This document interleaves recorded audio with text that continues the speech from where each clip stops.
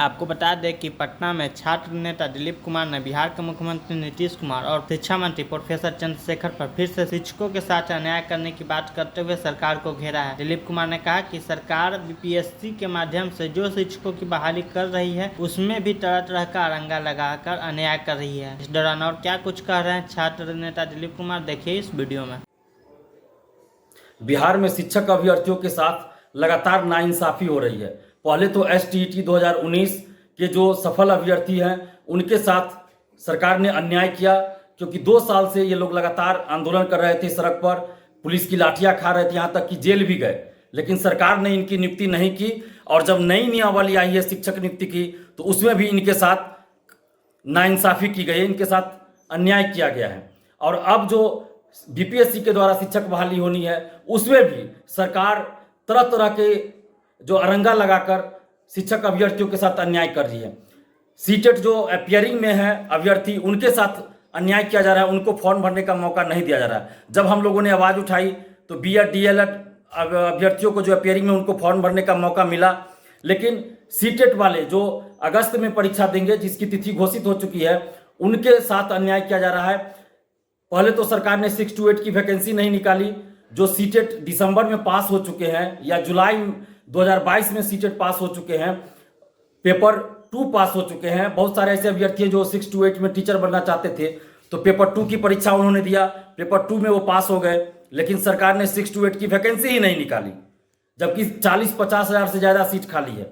तो क्यों नहीं सरकार ने वैकेंसी निकाली? और सरकार कह रही है कि हम प्रोन्नति से 6 to 8 के सीट भरेंगे। तो प्रोन्नति से कैसे आप भरिएगा? नियोजित शिक्षक का भी आप परीक्षा ले रहे हैं, तो नियोजित शिक्षक 6 to 8 वाले जो हैं वो किस में अपियर होंगे, किस क्लास के लिए वो फॉर्म भरेंगे, किस में वो एग्जाम देंगे? तो 6 to 8 में आप क्या कीजिएगा, किस तरह से प्रोन्नति कीजिएगा जब आप नई बहाली ही नहीं कीजिएगा? एक तरफ आप नियमावली में लिखते हैं कि सीधी भर्ती की जाएगी और आप कह रहे हैं कि प्रोन्नति से सीट भरेंगे, तो 100% जो सीटें हैं वो प्रोन्नति से भरने का क्या मतलब है? आप उसमें कुछ परसेंटेज निर्धारित करते, 40%, 60%, 50% की आप प्रोन्नति से भरेंगे, बाकी पे तो आपको सीधी भर्ती करनी चाहिए। जो अभ्यर्थी सीटेट पास हैं पेपर 2 वो कहाँ जाएंगे, किसके लिए वो फॉर्म भरेंगे? तो आप तो उनके साथ अन्याय कर रहे हैं। इसलिए हम लोग ये मांग कर रहे हैं कि सीटेट वाले को अपियरिंग में मौका दिया जाए फॉर्म भरने के लिए। जो अगस्त में 20 अगस्त को परीक्षा होनी है तो वैसे अभ्यर्थियों के लिए मौका दिया जाए ताकि वो पेपर 1 की परीक्षा देंगे और पेपर 1 यानी 1 to 5 के लिए वो इस बीपीएससी शिक्षक बहाली में फॉर्म भर सकेंगे। तो सरकार को ऐसा करने में आखिर क्या दिक्कत है? क्यों नहीं सरकार सीटेट जो अगस्त में परीक्षा होगी उनमें अपियर जो होंगे उनके लिए मौका दे रही है? अपियरिंग में फॉर्म भरने का मौका क्यों नहीं दे रही है सरकार? 6 to 8 की वैकेंसी क्यों नहीं निकाल रही है सरकार? अगर सरकार की मंशा सही है कि 1,70,000 सीटों पे उनको शिक्षकों की नियुक्ति करनी है तो सरकार क्यों नहीं 6 to 8 की वैकेंसी निकाल रही है? आप एसटीईटी देखिए 2011-12 के बाद आर्ट्स विषय के लिए हुआ ही नहीं, तो फिर उसमें कहाँ से अभ्यर्थी आएंगे? सारा सीट खाली रह जाएगा। तो आखिर किस तरह से 1,70,000 सीट भरेगा? ये तो आधा से ज्यादा सीट इसमें खाली रह जाएगा। तो 6 to 8 की वैकेंसी निकाले सरकार, और सीटेट जो अगस्त में परीक्षा होनी है 20 अगस्त को, वैसे अभ्यर्थी जो इसमें शामिल हो रहे हैं उनको बीपीएससी शिक्षक बहाली में अपियरिंग में फॉर्म भरने का मौका दे सरकार। नहीं तो लाखों स्टूडेंट्स के साथ, लाखों शिक्षक अभ्यर्थियों के साथ अन्याय होगा। आखिर सरकार को दिक्कत क्या है? क्यों नहीं सरकार अपियरिंग में फॉर्म भरने का मौका दे रही है? जब आप बीपीएससी से परीक्षा ले रहे हैं, मेरिट जो इस शिक्षक बहाली में बनना है वो बीपीएससी में जो परीक्षा में शामिल होंगे और उनमें जो अभ्यर्थियों का मार्क्स आएगा उस मार्क्स के आधार पर, यानी बीपीएससी के मार्क्स के आधार पर अभ्यर्थियों का मेरिट लिस्ट बनेगा। सीटेट के मार्क्स के आधार पर तो मेरिट बनना नहीं है। तो इसलिए हम लोग ये मांग कर रहे हैं कि आप अपियरिंग में सीटेट वाले को फॉर्म भरने का मौका दीजिए और 6 to 8 की वैकेंसी निकालिए। और जब आप बीपीएससी से परीक्षा ले रहे हैं तो ग्रेड पे दीजिए शिक्षकों को।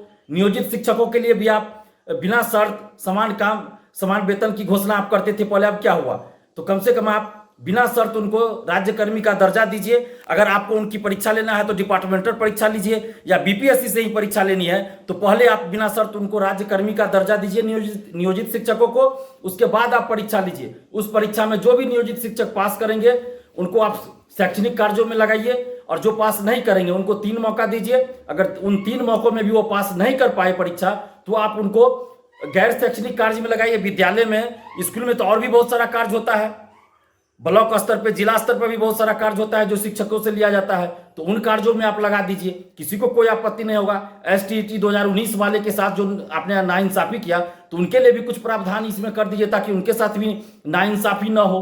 वो लोग 2 साल से लाठियां खा रहे थे, जेल तक चले गए, सड़क पे आंदोलन कर रहे थे, तो उनके लिए भी आपको सोचना चाहिए।